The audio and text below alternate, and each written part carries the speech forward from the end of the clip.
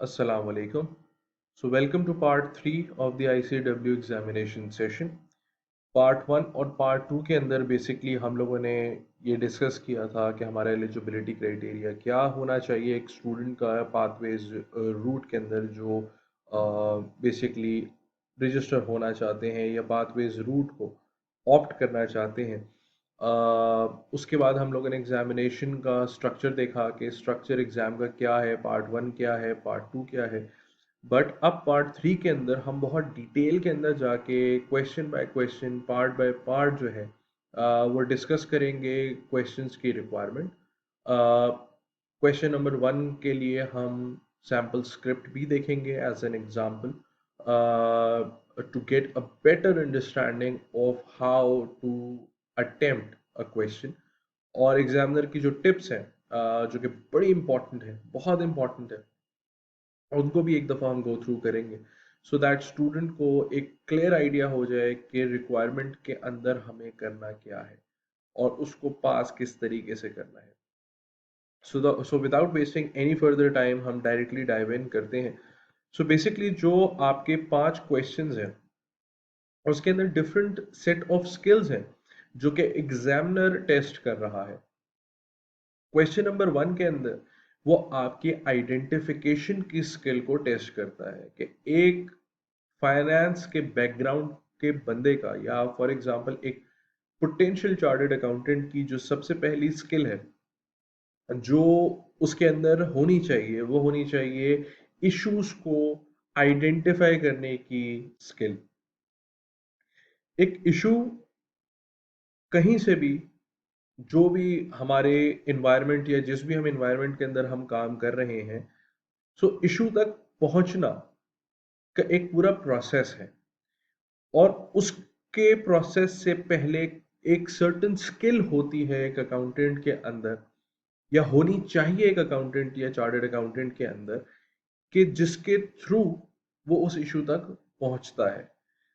For example अगर हम एक ऑडिटर के पॉइंट ऑफ व्यू से बात करें तो सबसे पहले नो योर एनवायरनमेंट का एक सबसे पहली चीज होती है कि आप अपनी एनवायरनमेंट को असेस करते हैं, रिस्क को असेस करते हैं कि कौन से एरियाज में ज्यादा रिस्क है। आप टीओसीज परफॉर्म करते हैं, टेस्ट ऑफ कंट्रोल्स परफॉर्म करते हैं, ये देखने के लिए कि उस एनवायरनमेंट के जो कंट्रोल्स हैं क्या वो रोबस्ट हैं या नहीं है।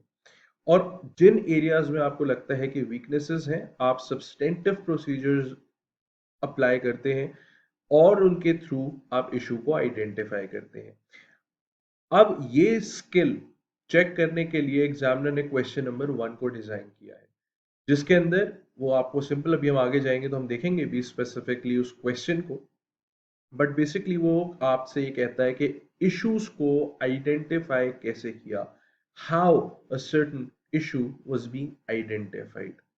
क्वेश्चन नंबर 2 जो है वो उसके दोनों पार्ट्स हमारी एनालिसिस की जो टेक्निक है, जो स्किल है, उसको टेस्ट करते हैं कि हम एक सर्टेन सिचुएशन को एनालाइज कैसे कर सकते हैं यूजिंग डिफरेंट न्यूमेरिकल टूल्स और एक सिंपल एनालिसिस जो है कि एक सिचुएशन को हम किस तरह से उसको एनालाइज करके उसमें से क्या चीज एक्सट्रैक्ट करते हैं, क्या आउटकम एक्सट्रैक्ट करते हैं। तीसरा जो क्वेश्चन है वो आपकी जजमेंट को यूज करता है, आपकी जजमेंट की स्किल्स को टेस्ट करता है कि एक सर्टेन सिचुएशन के अंदर हम किस तरीके से एक जजमेंट अप्लाई कर सकते हैं। दो ऑप्शंस हैं, दो ऑप्शंस के बीच में किस तरह से हम चॉइस कर सकते हैं। एक अगर सिचुएशन के अंदर मुझे प्रायोरिटाइज करना है, सो मैं किस तरह से प्रायोरिटाइज करूंगा अपनी जजमेंट को यूज करता हुआ कि कौन सा काम मुझे पहले करना है, कौन सा सेकंड, कौन सा थर्ड। सो बेसिकली अपनी जजमेंट की स्किल को यूज करना। फोर्थ हमारा है एडवाइस डेवलप करना। बहुत इंपॉर्टेंट है कि एक चार्टर्ड अकाउंटेंट को सारे एनालिसिस करने के बाद उसका जो रोल है एक एक प्रोफेशनल चार्टर्ड अकाउंटेंट का, वो होना चाहिए एडवाइजरी रोल। कि फॉर एग्जांपल एक सीनियर मैनेजमेंट को डिफरेंट एनालिसिस करने के बाद आप किसी चीज को हाफ कुक्ड नहीं छोड़ देते। एक चार्टर्ड अकाउंटेंट हमेशा, एक अच्छा चार्टर्ड अकाउंटेंट एनालिसिस परफॉर्म करने के बाद, डिफरेंट टूल्स को यूज करने के बाद अपनी सीनियर मैनेजमेंट के लिए वैल्यू ऐड करता है एडवाइस देके कि एक सर्टेन सिचुएशन के अंदर उसको क्या चीज सीनियर मैनेजमेंट को एडवाइस करनी चाहिए कि उनको क्या करना चाहिए। एक सीनियर मैनेजमेंट की हेल्प करता है, उनको फैसिलिटेट करता है। सो बेसिकली एडवाइस देने की स्किल टेस्ट होती है क्वेश्चन नंबर 4 में। क्वेश्चन नंबर 5 जो कि लास्ट है, वो बेसिकली एथिकल इशू का है कि एक सर्टन हम डेली बेसिस के ऊपर, चाहे हम किसी अकाउंटिंग प्रोफेशन की बात करें या एक नॉर्मल प्रोफेशन की बात करें, न्यूमरस ऐसे एथिकल इश्यूज होते हैं जो हमें सराउंड किए हुए होते हैं। उन एथिकल इश्यूज या उन एथिकल थ्रेट्स को हम कैसे आइडेंटिफाई करते हैं और डिफरेंट मेजर्स लेके हम किस तरीके से उनको मिनिमाइज या रेक्टिफाई करते हैं, ये स्किल बड़ी इंपॉर्टेंट है और एक चार्टर्ड अकाउंटेंट या किसी भी प्रोफेशनल के अंदर इसका होना बहुत जरूरी है। सो अब हम इंडिविजुअली देखेंगे कि क्वेश्चन नंबर 1 से लेके क्वेश्चन नंबर 5 की रिक्वायरमेंट्स क्या हैं। And as a sample, because एक जैसे मैंने पहले भी बताया कि ये एक demo session in the sense कि क्वेश्चन के अंदर सिर्फ और सिर्फ सैम्पल हम अभी क्वेश्चन 1 का शेयर करेंगे। Once you get registered with मिर्चा वाला और मेरे साथ इनरोल आप होते हैं या कंटिन्यू करना चाहते हैं अपनी अपने पाथवेज एग्जामिनेशन की के सेशन को, सो उसके अंदर फिर मैं आपको हर एक क्वेश्चन का सैंपल क्वेश्चन भी दिखाऊंगा। But as for now, as a sample मैं क्वेश्चन 1 को यूज करूंगा। सो क्वेश्चन 1 ये कहता है कि using your recent work experience describe how you identify two different business और professional issues.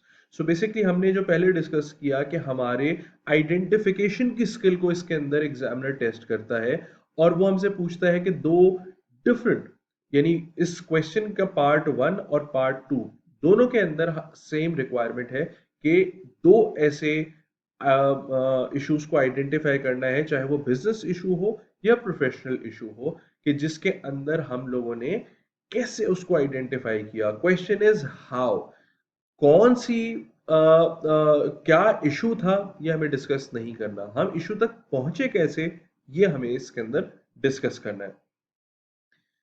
So basically examiner की टिप्स जो इस क्वेश्चन से रिलेटेड है उसके लिए बड़ा इंपॉर्टेंट है ये चार चीजें।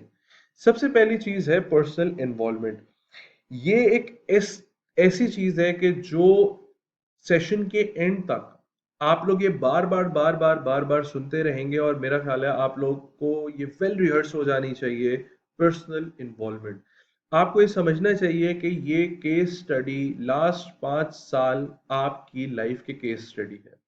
सो इसके अंदर एग्जामिनर ये इंटरेस्टेड नहीं है कि आपकी टीम ने क्या किया, आपके मैनेजर ने क्या किया, आपके डायरेक्टर ने क्या किया, बल्कि वो आपकी पर्सनल इन्वॉल्वमेंट को देखना चाहता है कि आपने किस तरीके से एक इशू को आइडेंटिफाई किया, आपने किस तरीके से चीजों को पिक किया और पिक करने के बाद उस इशू तक पहुंचे। सो ये पर्सनल इन्वॉल्वमेंट का एलिमेंट बहुत सारी ऐसी जगह होंगी कि जहां के ऊपर हम टीम में काम कर रहे होंगे और हम टेम्प्ट हो रहे होंगे कि हम बताएं कि जी we did this, we did that, our team did this, लेकिन यहाँ के ऊपर स्ट्रिक्टली हमें वी का वर्ड, आर का वर्ड, टीम का वर्ड यूज नहीं करना, बिकॉज एग्जामिनर इस पे पिनलाइज करेगा हमें कि ये काम आपकी पर्सनल इन्वॉल्वमेंट को शो नहीं कर रहा। सो पर्सनल इन्वॉल्वमेंट के लिए बहुत इंपॉर्टेंट है कि हम for example word I use करें, I reviewed this, I compared this, I notice that, I discuss this with. अपनी पर्सनल इन्वॉल्वमेंट को हमें थ्रू आउट द स्क्रिप्ट सारे क्वेश्चंस के अंदर रिफ्लेक्ट करना है, not just this question. Second चीज ये है कि जो आप इशू आइडेंटिफाई करें वो एक प्रोफेशनल इशू हो और एक अप्रोप्रिएट लेवल का इशू हो। बिकॉज आप इस चीज को 2 मिनट के लिए इमेजिन करें कि एग्जामिनर आपको एक चार्टेड अकाउंटेंसी की डिग्री दे रहा है, इश्यूज बहुत बेसिक लेवल के नहीं हो सकते। सो हमें ये मेक श्योर करना है कि जो भी इशू हम आइडेंटिफाई करें वो एक प्रोफेशनल इशू हो और एक अप्रोप्रिएट लेवल का हो, जो कि एक अकाउंटेंट, एक चार्टेड अकाउंटेंट से एक्सपेक्टेड है। क्वेश्चन नंबर 1 के अंदर जो हमारा मेन फोकस होना चाहिए वो हाउ पे होना चाहिए रादर देन व्हाट। इशू क्या है पे हमें ज्यादा फोकस नहीं करना, बल्कि ज्यादा फोकस क्वेश्चन 1 में हमें करना है कि हाउ एक a certain issue was being identified, हमने क्या प्रोसीजर्स किए, कौन से स्टेप्स लिए कि जिससे हमें वो इशू आइडेंटिफाई हुआ। और स्ट्रिक्टली इसमें जो एक चीज मना करता है एग्जामिनर, क्वेश्चन नंबर 1 में हमें कोई एडवाइस कोई रिकमेंडेशन नहीं देनी। बहुत सारे स्टूडेंट्स ये गलती करते हैं कि एडवाइस देने लगते हैं, ये बताने लगते हैं कि हमें अब ये इशू आइडेंटिफाई हो गया, इस इशू को रेक्टिफाई कैसे करें, आगे जाके कौन से ऐसे स्टेप्स हम लेंगे जिसकी वजह से ये इशू ना हो या ये इशू रेक्टिफाई हो जाए। हमें ये सब नहीं करना, हमें सिर्फ और सिर्फ फोकस करना है कि how a certain business or professional issue was identified। ये एक सैम्पल स्क्रिप्ट है जो कि बेसिकली वेल रिटन है, बट इसके अंदर अब हम ये देखेंगे कि जो अभी हमने पीछे कुछ बातें की कि जिसमें हमने कहा पर्सनल इन्वॉल्वमेंट होनी चाहिए, अप्रोप्रिएट लेवल का इशू होना चाहिए, कोई इसके अंदर बेसिकली एडवाइस रिकमेंडेशन नहीं होनी चाहिए, वेल एक्सप्लेन्ड होना चाहिए। सो बेसिकली जो हमने ये चीजें की एंड हाउ पे फोकस होना चाहिए रादर देन व्हाट, वो अब हम इस स्क्रिप्ट के अंदर देखेंगे। सो अगर हम इस स्क्रिप्ट को, आप पॉज करके इस वीडियो को आराम से इसको पढ़ सकते हैं, बट मेरा जो मेन फोकस है वो ये नहीं है। अब मैं इसकी नेक्स्ट उस पे आता हूँ कि ये ओवरऑल स्क्रिप्ट है। अगर आप इसके नेक्स्ट पार्ट पर आए जिसमें हमने ये कहा था कि अपनी पर्सनल इन्वॉल्वमेंट, सो अगर आप सिर्फ सिंपली जो ग्रीन हाईलाइटेड है उसको देखें, सो हर जगह के ऊपर I was tasked, I also calculated, I noted, I held the meeting, I used sales in production, I was simple. अगर एक एग्जामिनर के लिए तरीका ये है कि वो उसको कंट्रोल एफ करके सिर्फ आई का वर्ड यूज कर ले तो आपकी पर्सनल इन्वॉल्वमेंट इसमें शो हो जाती है। आगे बढ़े तो हमारे दूसरा था कि प्रोफेशनल इशू होना चाहिए, एक अप्रोप्रिएट लेवल का इशू होना चाहिए। सो अगर आप ग्रीन को हाईलाइटेड को इधर दोबारा पढ़े तो आप ये देखें कि वो इश्यूज को बता रहा है, आइडेंटिफाई कर रहा है कि प्रॉफिट ज्यादा जनरेट नहीं हुआ, I was wondering whether there was any commercial sense for running the operation, and then आखिर में जो ऑरेंज है, it is a good thing, मतलब एक अप्रोप्रिएट लेवल है बट इतना ज्यादा अच्छा नहीं है कि उसने सिर्फ ये बता दिया कि there was likely issue with the company's ability to operate as a going concern, but क्यों, वो चीज इसमें आइडेंटिफाइड नहीं है। So professional issue appropriate level का होना चाहिए। एंड देन अगर आप इसको देखें तो उसने फोकस किया है कि how issue was identified, issue क्या था पे ज्यादा फोकस नहीं है, इशू किस तरह से आइडेंटिफाई किया उस पे ज्यादा फोकस है।